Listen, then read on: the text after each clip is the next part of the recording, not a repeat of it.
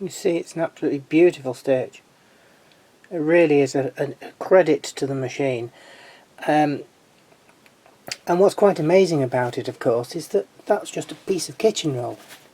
It's quite happily stitched that together, no problem at all. You know, just as an example. Lovely, lovely machine. So, this machine is going to come with pretty much everything it came with new. It's very complete. You can see it works well. It's got most of the attachments, and it comes in the case. Now the case itself, as you'd expect from a machine from 1951, is a little bit marked. It is, of course, 70 years old now. You know, the company was 100 years old at the time of this was manufactured, and that was 70 years ago. But it's a beautiful machine. It's in absolutely lovely condition. I mean, there are some marks on it, as you would expect. You know, it's not brand new.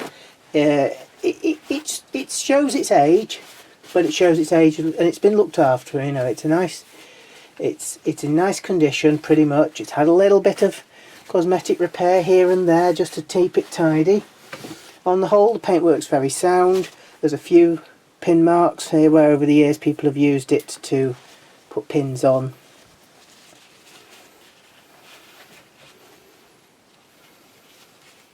Anyway, let's have a look at the attachments that you'll get with it. Now, the buttonhole for this machine, that's with this machine, does come with a feed dog cover, which screws into those holes there.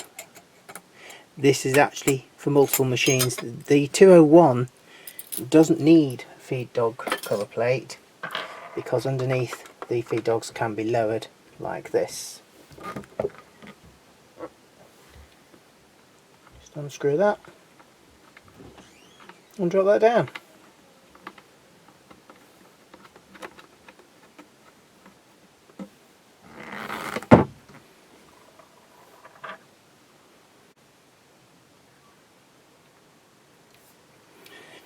Right, so the feed dogs are now set down and they're out of the way. The button holder itself will feed it automatically with that there. Right, this is the button holder attachment. It goes from the back, clamps on the presser bar, and then it's activated by the needle bar on there.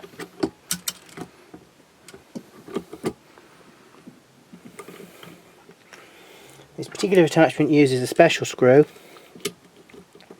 because it needs a bit of extra clearance, so it has that one on there. Let's tighten it up.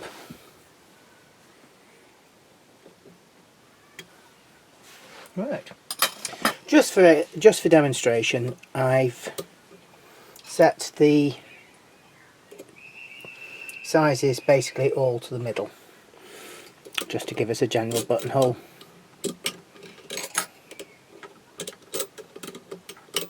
Okay, let's get the thread through. And let's make a buttonhole.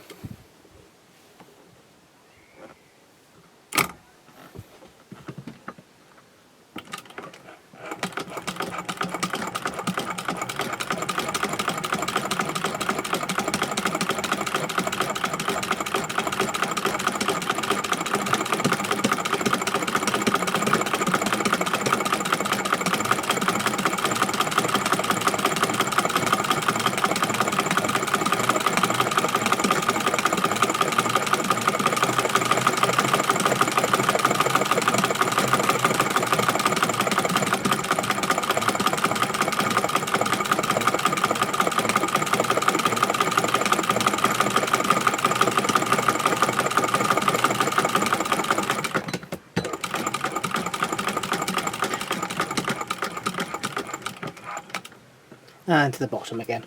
There we go.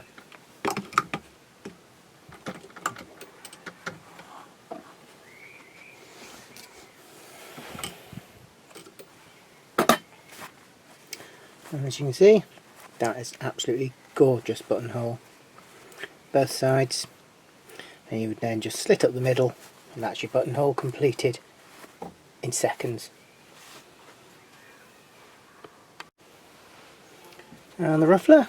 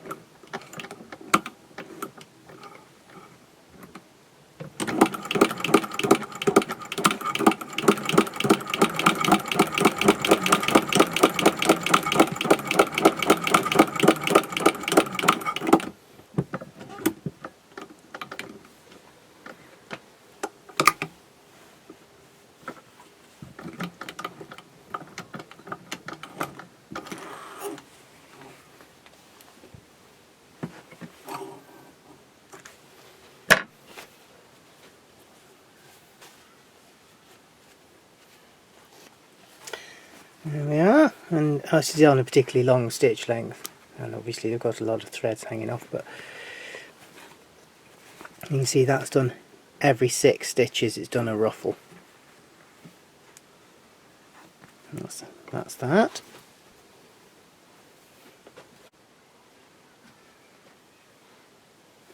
Okay, we've got the hemming foot,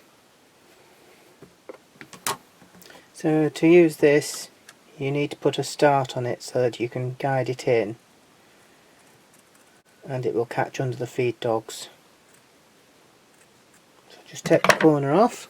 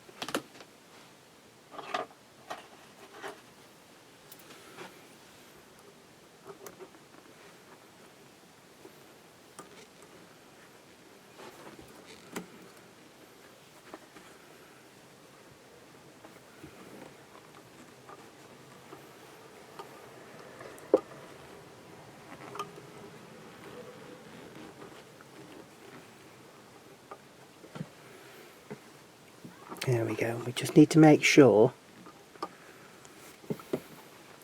that the material is there under the feed dog to start with,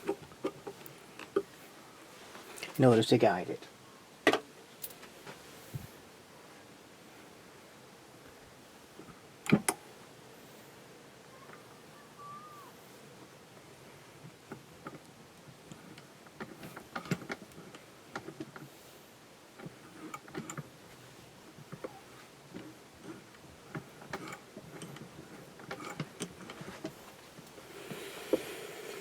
Couple of stitches just to lock it in place.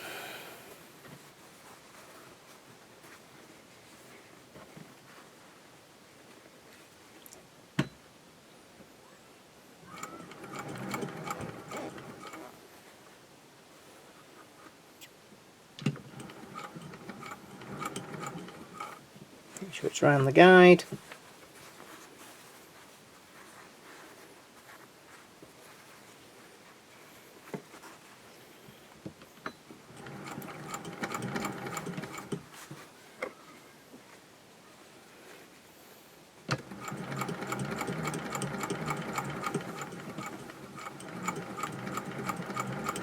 Just keep feeding it in.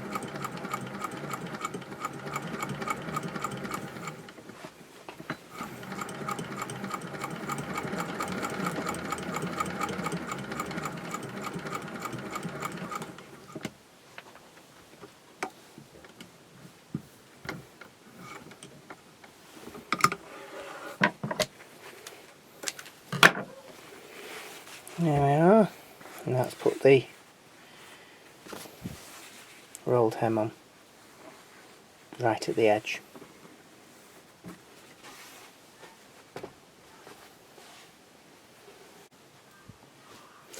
Okay, so you might want to join two pieces together. So I've got a couple of scraps here. Let's put them in.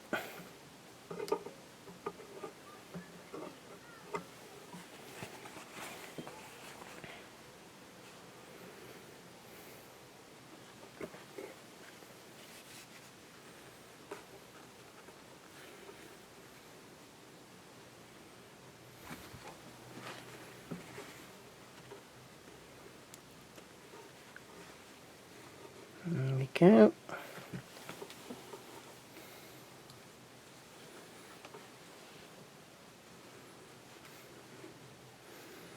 So that's giving us a good overlap there. This is adjustable. Sorry. So you may wish to join two pieces together. This is adjustable here, and so you can set your positioning. You've got a good overlap there where those two pieces go in.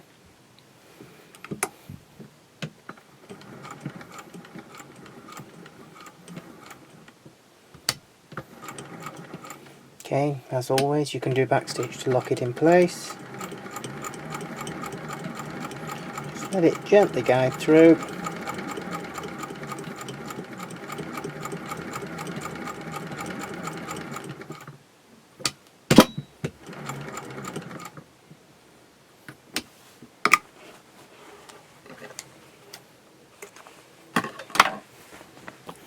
and that's joined those right on the edge.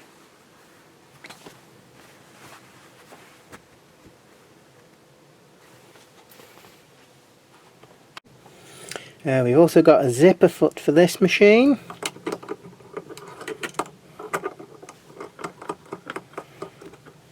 And this one you can see is the adjustable one, which means that you can loosen the screw here at the back and slide it to either side of the needle, so that you can work on zippers that go either left or right. You can also use this for cording by pushing the needle very, very close so you can get right up to the side of the foot there.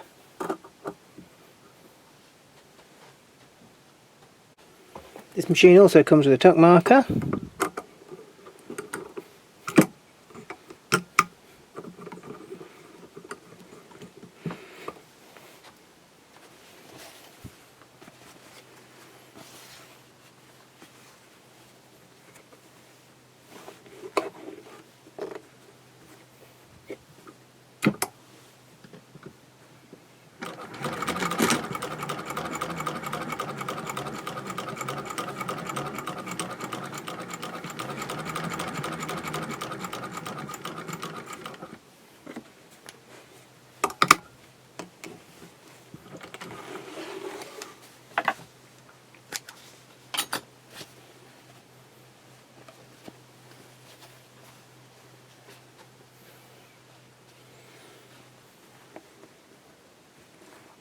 which does the stitching there, and then there is put in, I don't know if you can see that, a very faint line in order for you to mark where your next tuck's going to be.